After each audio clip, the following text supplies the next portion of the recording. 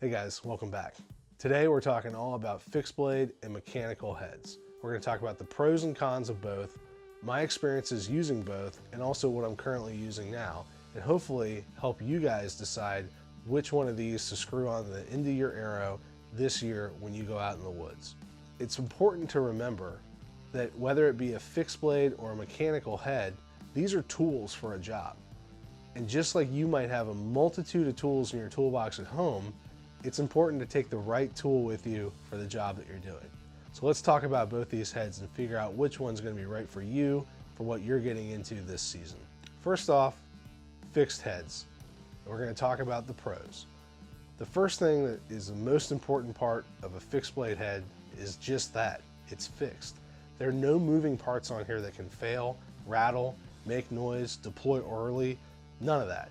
As long as you've made sure that this head is sharp and you put it where it needs to go, it will do its job.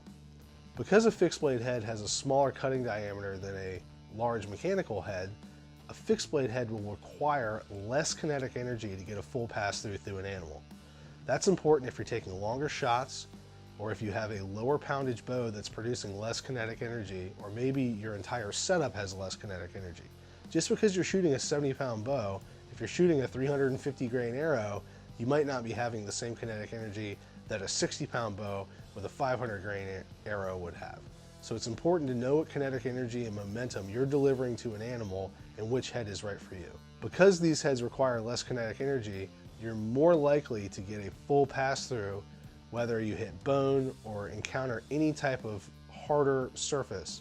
Odds are these are going to blow through anything they hit with the right amount of kinetic energy and the right arrow setup.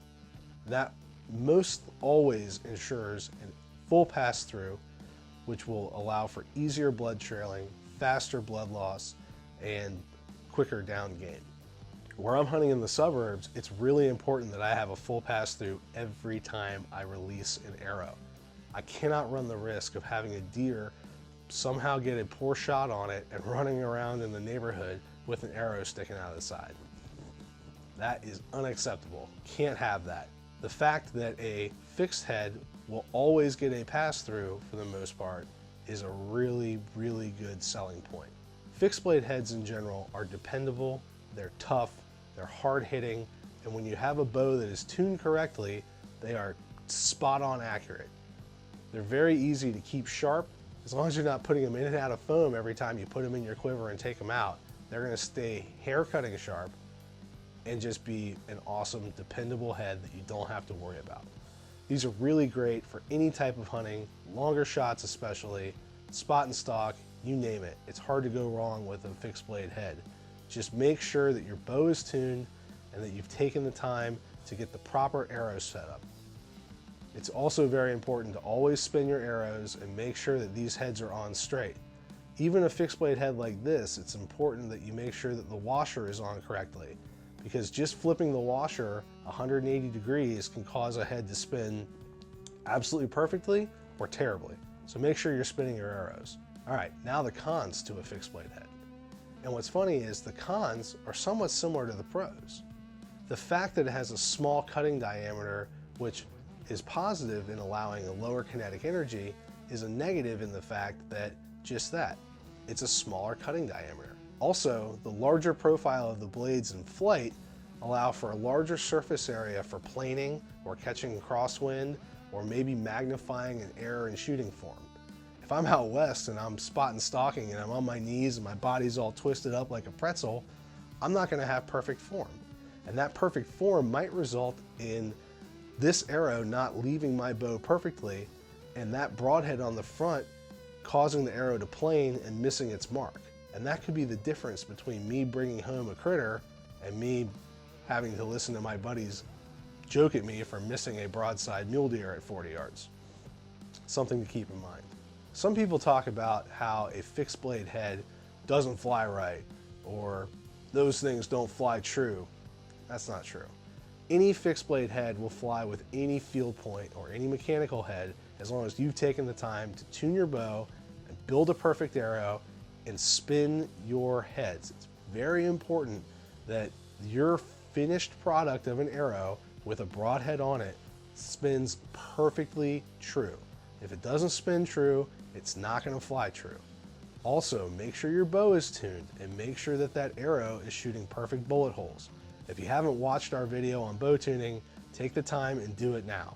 And also, stay tuned in the future for some videos about how meticulous of a process I go through in building arrows. You're definitely not going to want to miss it. But overall, a fixed blade head, as long as you're putting it in the right spot, will 100% work 100% of the time. Keep them sharp, make sure you spin them, and they're going to work right for you. On the opposite side of it, we have mechanical heads. Mechanical heads are phenomenal if you are looking for the biggest hole to put in a critter. It is unreal the size of the holes that I've seen in animals with these rage heads. It's almost not fair. Because of those giant holes, you have rapid trauma, rapid blood loss, and very quick kills. Where I'm hunting in the suburbs, it's absolutely critical for an animal to drop as quickly as possible. I can't afford an animal to take one step more than it really needs to.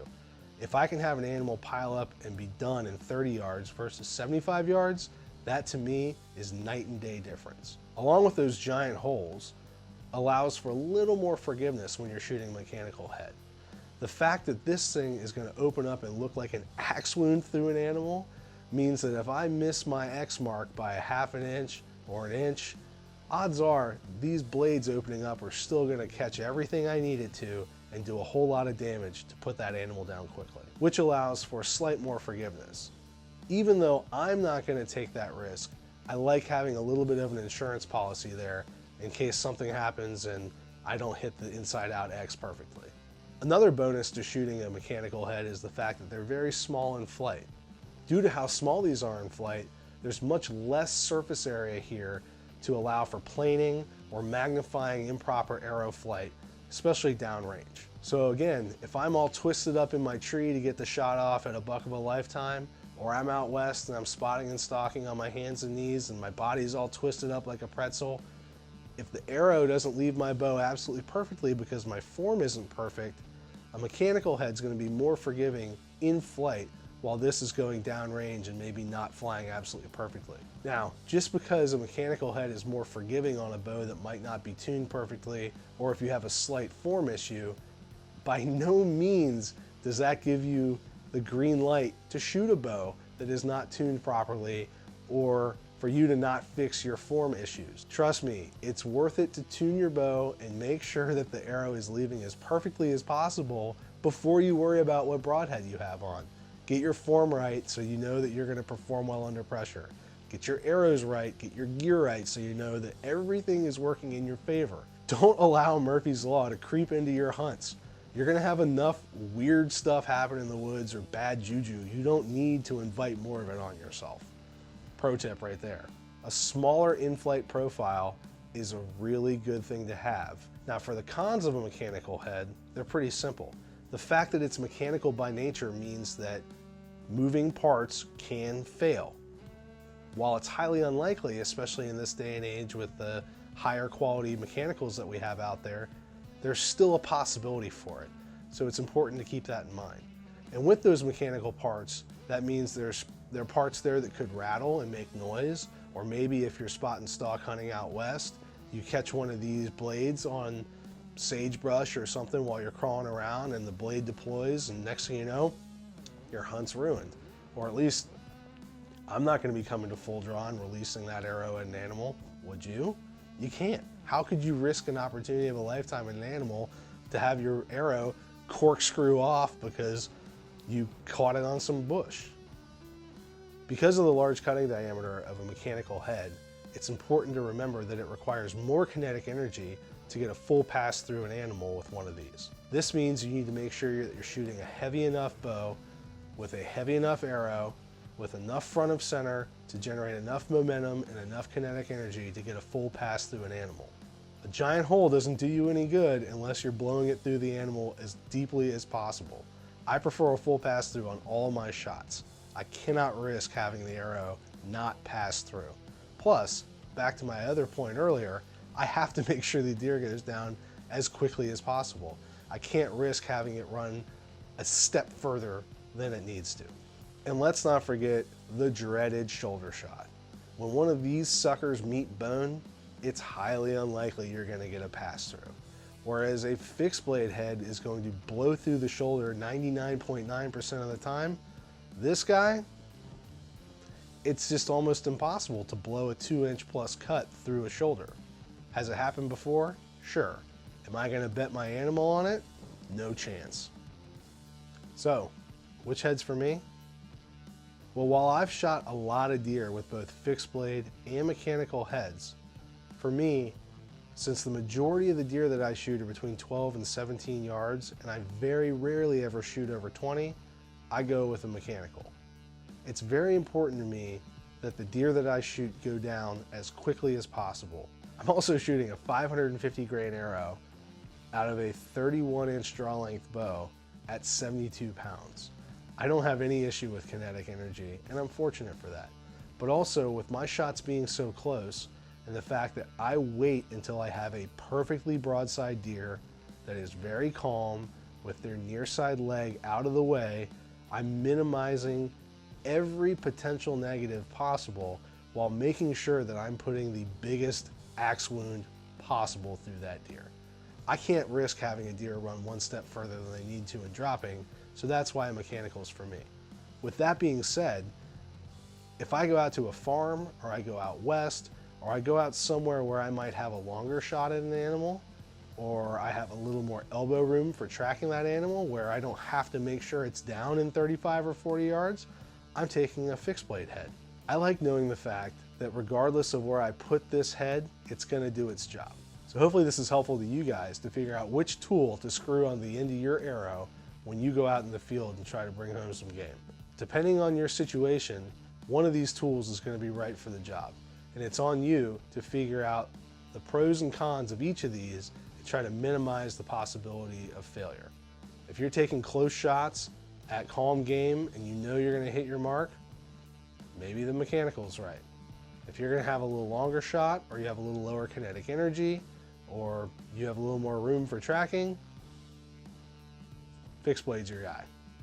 But regardless, one of these is right.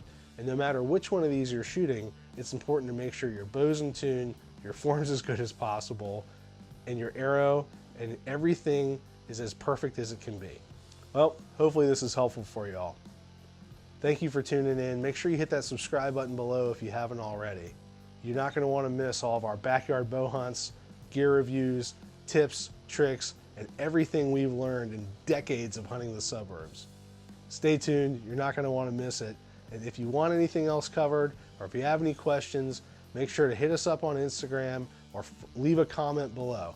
We check all these, we read them daily, and we like to respond to you guys. So let us know what we can be doing to help you out, or what kind of information we can provide, because we're happy to do it. Thanks again, we'll see you soon. Keep hunting urban.